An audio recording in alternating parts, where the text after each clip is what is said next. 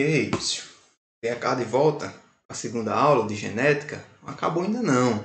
Vamos continuar no capítulo 6. Agora a gente vai falar a partir da página 405. Vamos falar sobre os mapas genéticos, né? Vamos interpretar um mapa genético. O que é isso? O que é um mapa genético? Depois que a gente entendeu que alguns genes estão posicionados em um mesmo cromossomo, né? A gente vai fazer o mapa desse cromossomo, ou seja, identificar a posição de cada gene em um mesmo cromossomo. E esse mapeamento genético, a gente consegue medir a distância de um gene para outro dentro de um mesmo cromossomo, certo? Então, um mapa genético nada mais do que uma representação gráfica posicionando cada cromossomo no seu determinado local, certo?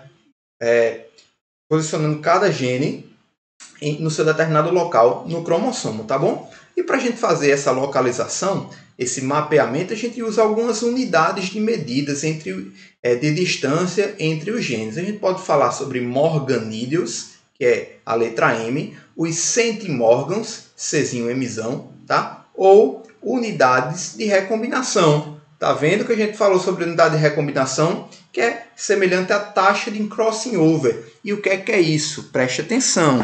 Agora a gente vai falar um pouquinho de matemática. Esse conteúdo é bem tranquilo, é só posição em reta, distância entre pontos em uma reta. Não é massa? Olha só, o que é um mapeamento genético? Essa distância entre os alelos, entre os genes, né, vai dizer justamente a posição que eles estão entre si.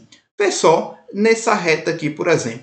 A distância entre o gene A e o gene B é de 45 morganídeos, certo? É uma unidade arbitrária, certo? Não é centímetro, não é nada. É só uma unidade centimorgan. Lembra de Thomas Morgan, que foi ele que estudou essa ligação gênica de genes no mesmo cromossomo? Por isso que usa o nome dele assim, de morganídeos. É uma unidade arbitrária.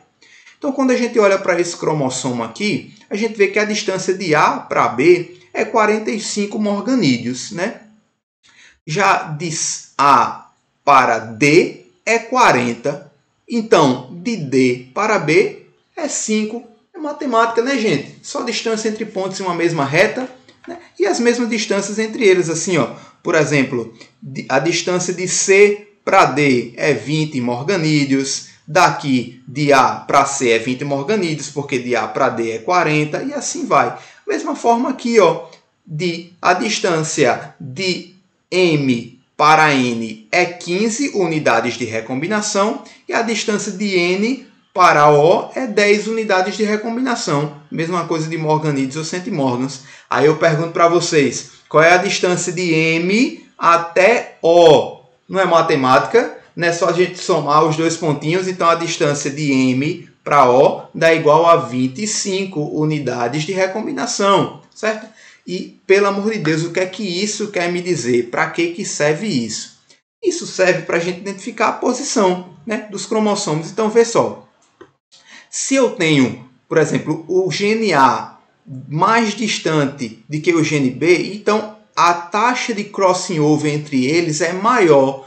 Por quê? Porque por eles estarem tão separados em um cromossomo, eles têm mais chance de realizar crossing over com outros cromossomos, de que, por exemplo, o gene D e o gene B, que estão tão próximos entre si, que se acontecer um crossing over nessa região do cromossomo, é muito provável que vá os dois genes juntos para o outro cromossomo, certo? Porque quanto mais próximo um gene estiver do outro, menor é a sua taxa de recombinação separadamente, ou seja, sua taxa de recombinação individual. Eles não vão recombinar individualmente, porque eles estão tão próximos que quando um recombinar, o outro muito provavelmente vai recombinar junto com ele, vai fazer o crossing over junto com ele, certo? Então, quanto mais próximo, os genes tendem a fazerem o crossing over em conjunto. E quanto mais separados, quanto maior a distância entre eles, maior é a chance deles recombinarem de forma separada, certo? Aí, olha só como é que acontece aqui, ó. Né? A gente viu que acontece o crossing over, né? Os cromossomos que possuem vários genes em um mesmo cromossomo, eles podem fazer essa troca de partes aqui, né? Em um cromossomo apresentar genes recessivos com um dominante e um dominante com um recessivo, né? A gente tem os cromossomos recombinantes. E nesse cromossomo recombinante, ó, a gente consegue medir a distância entre os genes. Então, essa distância é o que chamamos de frequência de recombinação. Ou seja, a frequência de recombinação entre Bzinho e Czão é 16%, ou 16 centimórgãos, ou 16 unidades de recombinação, né? Enquanto que a frequência de recombinação de Azinho e Bzinho é 2%. Por quê? Se eles recombinarem aqui esse pedaço, é muito provável que os dois troquem juntos, né? Esse pedaço troque junto aqui. Como o Czão está tão distante do Azinho, ó, eles têm 18% de chance de recombinarem independentemente. Cuidado para não confundir os conceitos, certo? A gente está falando de recombinação, não é segregação. Recombinação na etapa de crossing over, tá? Estamos falando de genes ligados no mesmo cromossomo, tá bom? Então, como é que vai apresentar, por exemplo, uma questão sobre isso, né? Então, ó, a questão vai falar sobre diferentes genes que estão localizados em um mesmo cromossomo, gene A, B, C e D, e eles apresentam as seguintes taxas de recombinação, ó. De A para B tem 17%, de C para D 30%, A para C 5%, A para D 35% e B para C 18%. Qual é o segredo da gente resolver uma questão dessa, de posição de genes em um cromossomo?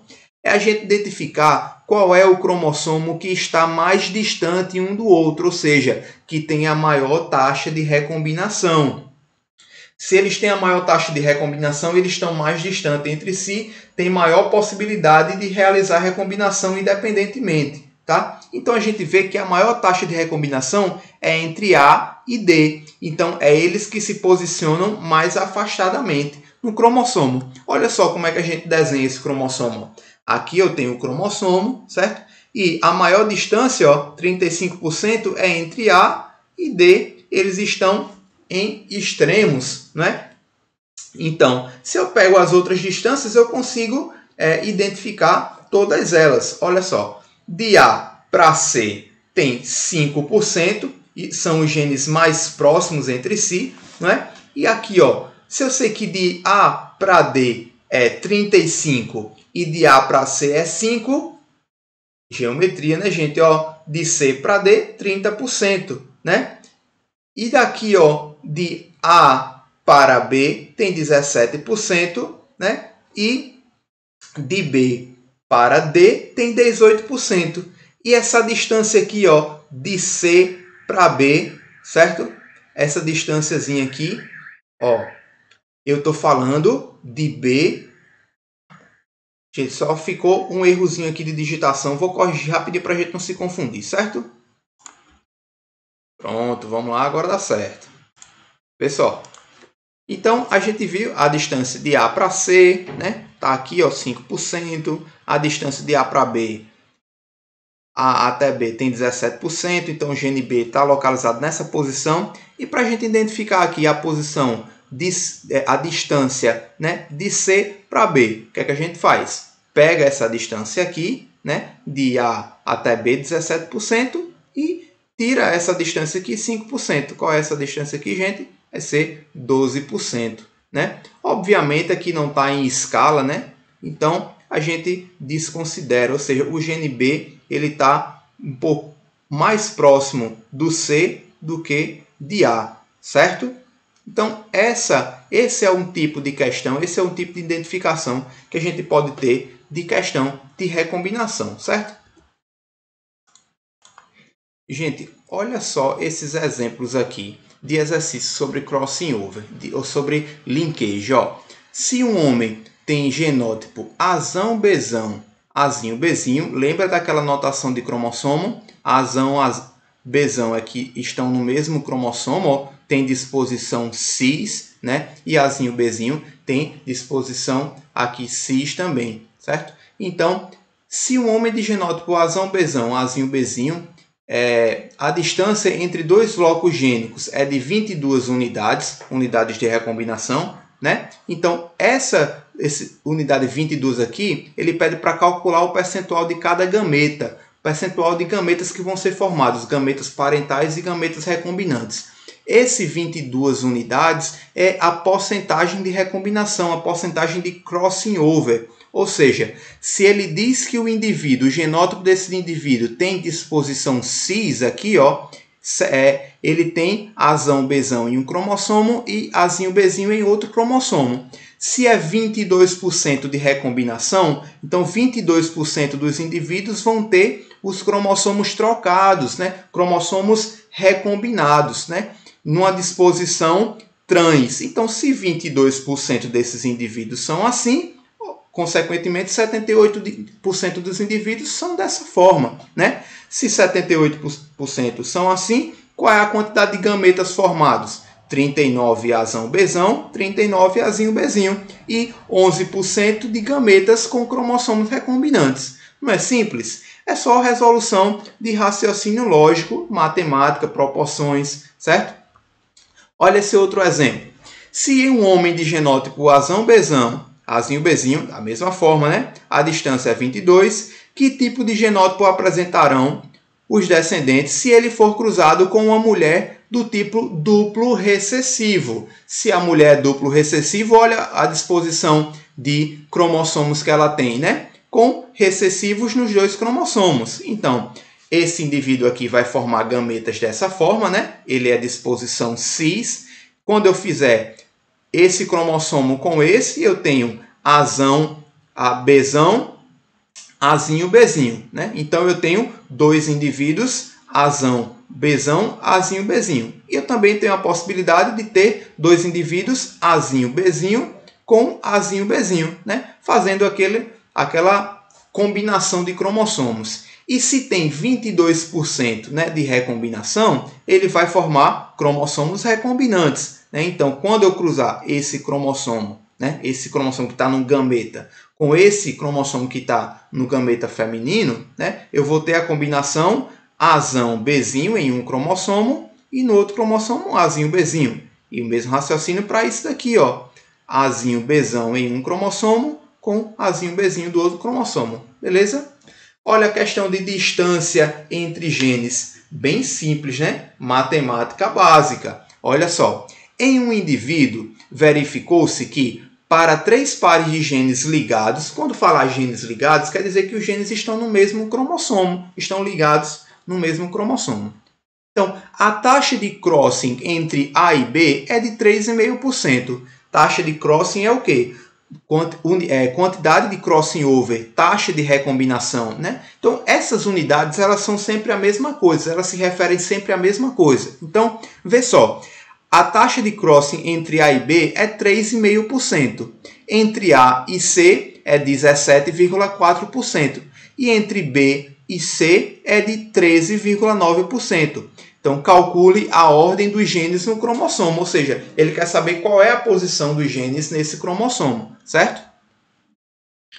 Então, o que é que acontece? Eu pego a maior taxa de crossing, ou seja, é a maior distância de genes, porque eles têm a possibilidade de fazer crossing, fazer recombinação, né, de forma independente. Então, eu sei que esses dois genes estão o mais distante possível. Eles são os extremos, né? Então, se você localizar os genes mais distantes, os que têm maior taxa de crossing, né, fica fácil depois colocar os alelos intermediários, que ficam entre os alelos extremos. Então, se A e C, a taxa de crossing, ou seja, a distância entre eles é 17,4%, esses serão os alelos mais distantes. Então, logo, eu tenho A, C e o B aqui no meio, que ele está bem pertinho do A, né, de 3,5%. Isso quer dizer que eles têm uma baixa taxa de crossing, ou seja, eles não vão trocar independentemente. Por eles estarem tão próximos no mesmo cromossomo, eles tendem a fazer crossing em conjunto, certo?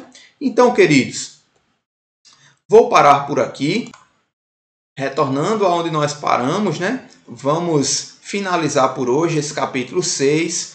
Espero que tenha ficado claro, assim. Esse conteúdo é um pouco mais, assim, um pouco técnico, né? E qual é a importância disso, né? Vocês vão encontrar no livro, né, descrevendo um pouco mais sobre isso no capítulo, por isso que eu sugiro que deem uma lida, mas a gente precisa entender que a maioria dos nossos cromossomos se encontram encontram vários genes no mesmo cromossomo. Nem todos os genes estão em cromossomos separados. Então a gente precisa identificar a posição dos genes no mesmo cromossomo para assim a gente entender como é que eles são segregados, como é que eles são distribuídos nos gametas para os consequentes filhos, tá bom? Então deixo para vocês aquelas atividadezinhas marotas que a gente sempre faz, né? Livro didático, página 406 a 408, ó, 2 páginas só, no Instante Faz. Lá no Portal Eleva tem uns questionáriozinhos bacana também sobre linkage, beleza, gente? Então, a gente fica por aqui. Um abraço para vocês e até a próxima aula.